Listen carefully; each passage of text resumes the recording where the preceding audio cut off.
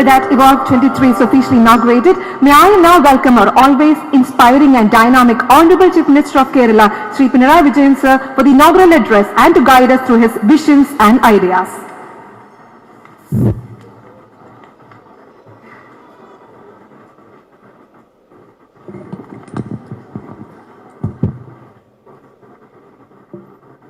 Distinguished guests and friends, greetings to you all. Kerala is proud to host Evolve 2023, this very important international conference and expo on e-mobility and alternative fuels. Global warming is the single most grievous crisis being faced by the nations across the world in this 21st century. The unprecedented rise in temperatures has already resulted in umpteen natural calamities all around the globe. The consecutive floods that Kerala witnessed in 2018 and 2019 are testimonies to the fact that global warming is real and climate change is here. Number of studies have proved that the massive emissions from fossil-fueled vehicles have accelerated global warming and climate change. In such a scenario, a paradigm shift is inevitable for a sustainable future. As of today, India has a vehicle population of over 33 crore. 2 crore vehicles are being added every year. Kerala has over 1.64 crore vehicles with an annual increase of 7 to 8 lakhs. Of the 33 crore vehicles flying in the country, over 96% rely on conventional fuels. Only less than 4% of the vehicles have hybrid engines or use other forms of fuels such as CNG, LPG, LNG and electricity. As far as Kerala is concerned, 98.52% of our vehicles rely on conventional fuel and only 1.48% of the vehicles depend on alternative fuels. Well aware of the economic and environmental significance of ensuring sustainable mobility, Kerala became one of the first few states in India to come up with an ambitious EV policy way back in 2018. We have set targets and drawn detailed roadmaps for the faster adoption of electric mobility in the state. The government of Kerala offers a subsidy of Rs 30,000 for e-autos to bridge the viability gap of early adopters of electric mobility in public transportation. The conversion of existing fossil-fueled vehicles to EVs is another important aspect of e-mobility. In this direction, Kerala has initiated steps for the licensing of retrofitment centers. In the last budget, we had announced Rs 15,000 as subsidy for retrofitting old diesel auto rickshaws with electric motor and battery. Electric vehicles also enjoy a substantial reduction of road tax, with the tax completely being exempted for e-autos for the first 5 years. Desirous of developing a robust charging infrastructure in Kerala, the state government has been disbursing viability gap funding to charging stations. The Kerala State Electricity Board has pioneered the concept of electricity pole charging in an attempt to provide public charging facilities to electric auto rickshaws and two-wheelers. The board is in the process of setting up 1,500 chargers across the state. The Kerala State Road Transport Corporation is inducting electric buses into its fleet and looking forward to replace more internal combustion engine buses in the coming months.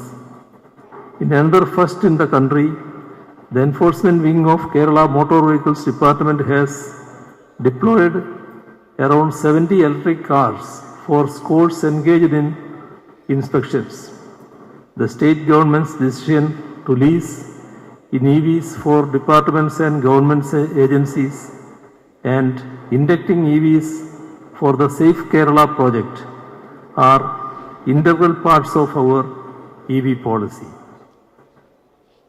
The Cochin International Airport Limited is the world's first airport that is fully powered by solar energy.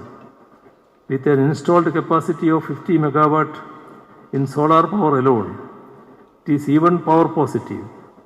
Our Kochi Metro is giving a major thrust to rainwater harvesting and solar power. 55% of KMRL's power requirements are met through its solar plants, one of the highest in the country by any standards. KMRL targets to be energy neutral at the earliest as well. The Kochi Water Metro with solar powered air conditioned boats is the first of its kind in the country. The Cochin Shipyard Limited is doing a research based project for hydrogen fuel cell boats, and it is expected to be very useful for Kochi Water Metro. In order to promote green energy, the government of Kerala has allotted rupees 10 crores this year to KMRL to procure hydrogen fuel and buses running on it.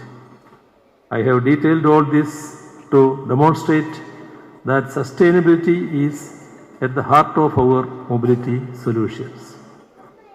As I have explained, Kerala has taken decisive steps to transition to greener fuels including hydrogen. Regular budget allocations, tax rebates and subsidies for EVs, projects for enhancement of charging infrastructure, etc. are part of the state's e-mobility policy. We have decided to establish comprehensive wayside EV charging stations with cafeterias and washrooms throughout the state. It will go a long way in catapulting our transition from combustion engines to EVs.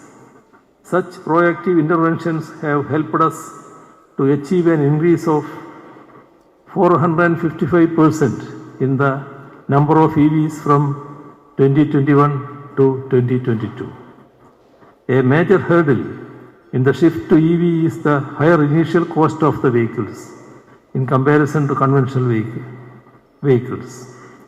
Heavy duty battery packs are expensive, and this is the major contributor of the excess cost.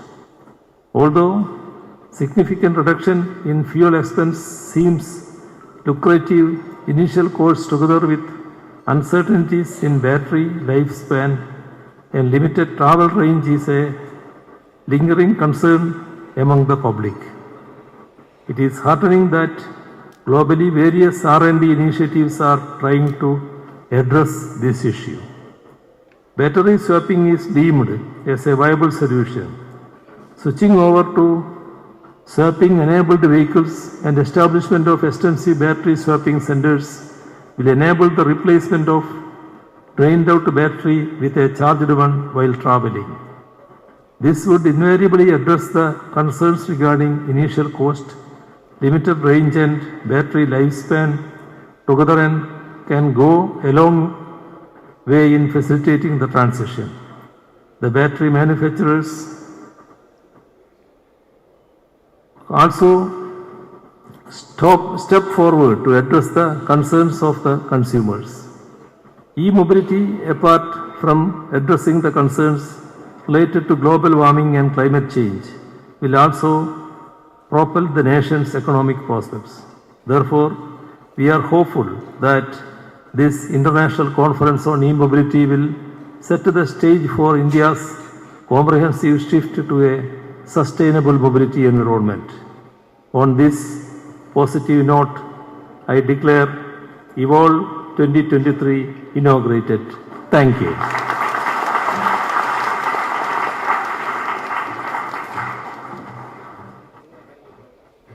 Thank you very much, Honorable Chief Minister Sri Pinarayi Vijayan sir, for inaugurating Evolve 2023 and enlightening us on the need of sustainable and greener fuels, as well as sharing with us the initiatives of Government of Kerala towards the same. Thank you very much, sir. Ladies and gentlemen, Evolve 2023 is a modest but decisive step to catapult the e-mobility initiatives to a broader horizon. Now, we would like to